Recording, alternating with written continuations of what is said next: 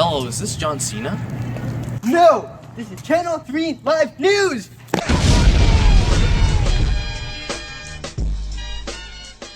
Good morning and welcome to Channel 3 Live News Network, your most trusted class news. And now to our coverage of the presidential race of 2016. Donald Trump, the most recognized presidential candidate, has made several statements that have put him under serious controversy by both his own party and many Americans. We asked for Mr. Trump for a personal interview, but our request was immediately denied by his administration, for our letter of intent was written on a paper that was not produced in America and later burned by him. We have been permitted an interview with William Ranton, a representative of the Trump administration, who is on site with reporter Brian. We now go live to Richmond, Virginia, where Brian and William Ranton are located in a stately mansion. Brian, what can you tell us? Thanks, Jonathan. I'm here with Mr. Trump's representative, William Ranton. So, Mr. Ranton, Mr. Trump is clearly ahead of his fellow candidates. Why do you think that is? Thank you, Ryan. Mr. Trump is clearly superior to all of mankind and those other soft Democrats who think Mr. Trump's proposals are a bit extreme.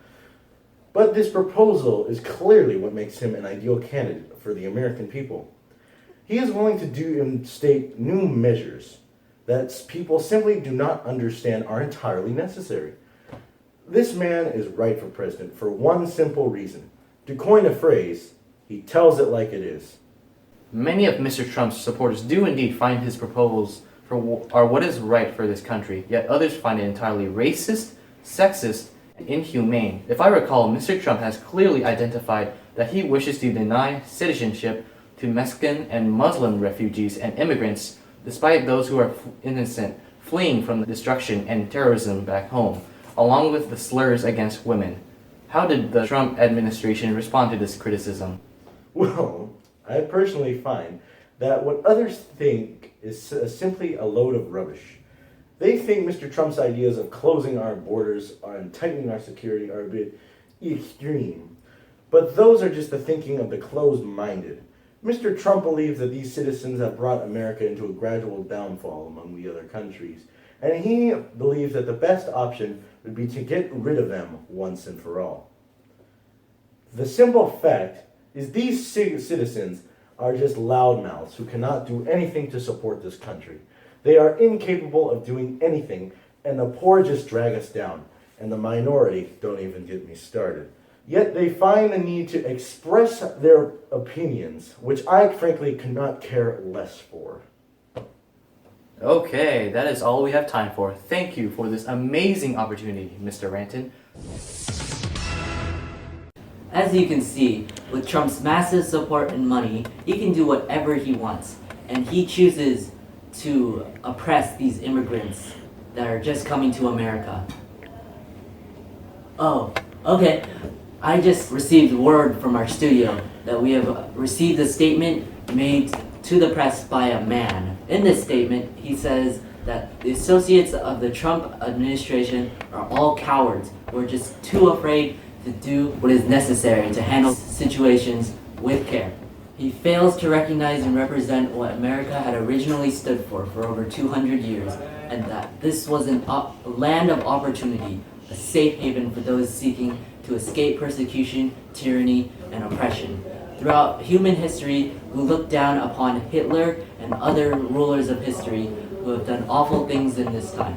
Yet these ideas are identical to those exiting from that dump Mr. Trump calls his mouth. The simple fact of going on live media to announce tighter immigration laws, slurs against various races, and a blatant disregard for any human decency is not fitting for a presidential candidate. End quote. That concludes our daily coverage of the 2016-2017 presidential poll. We'll be back right after this. And we're back to Channel 3 News to begin covering the story of Ahmed Mohammed, a 14-year-old boy in Texas who was arrested for bringing a clock to school. We'll be presenting you a live video feed of Ahmed Mohammed being interviewed by our very own reporter, Henry. And now to him for the interview. Thanks, Jonathan. I'm here with student Ahmed Mohammed. Now, I'm just wondering, How did you feel about being arrested for a bomb that was eventually found to be a clock? It was really unfair, especially after they found me innocent. They suspended me for 3 days and sent a letter to my parents about not bringing dangerous items to school.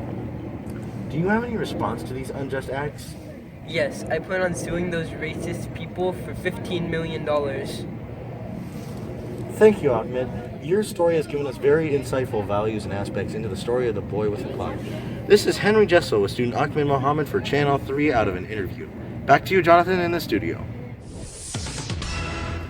Thanks, Henry. There's been quite a bit of controversy on the topic of Ahmed Mohammed. On his side, you see the poor Muslim boy being assailed by the police and the school for bringing a simple homemade clock to school. It tells of a principal who suspended him, even though it was just a clock, and of the police who detained him for quite a long time. MacArthur High School, the high school Ahmed attends, justifies these actions by saying Ahmed was known to be a troublemaker in school. It also turns out that the clock was not in fact homemade, but a regular digital clock that he put into a suitcase. Also, the clock did in fact look very much like a bomb. The police reported that they only detained him because Ahmed was being very vague about his answers, only repeating that the contraption was a clock. Now he is suing the school for $15 million, though he has overwhelming support from all across America, since most public racist acts are not taken lightly in America.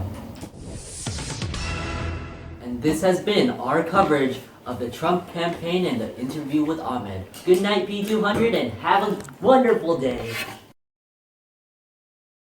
The news, opinions, and morals expressed in this broadcast do not necessarily reflect the aspects and beliefs of students Ellie, Henry, Brian, and Jonathan, and are solely the property of Channel 3. We do admit that the character William Resin is not a representative of the Donald Trump administration and does not reflect the beliefs of Henry Jessel or any of us at Channel 3 Live News.